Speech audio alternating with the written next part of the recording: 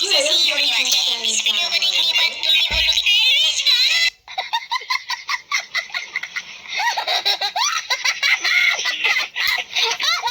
तो बिना किसी देरी के आज की वीडियो को शुरू करते हैं। तो पहला गेम का नाम है क्राफ्टमैन 5। ये इसका इंटरफेस कुछ ऐसा दिखता है और ये गेम आपको प्ले स्टोर में आसानी से मिल जाएगा। ये गेम बिल्कुल माइनक्राफ्ट जैसा है और इस गेम में माइनक्राफ्ट का 1.20 का अपडेट डाला है, तो इसलिए मैंने इसको नंबर 1 पे रखा। और सेकंड गेम का नाम है क्राफ्ट वर्ल्ड।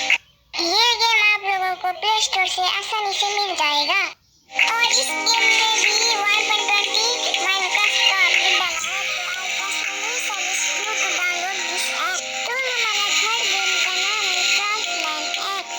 ये है वो गेम और ये कुछ ऐसा दिखता है। ये भी आपको प्ले स्टोर में आसानी से मिल जाएगा। इसमें भी माइनक्राफ्ट 1.20 का अपडेट डाला है और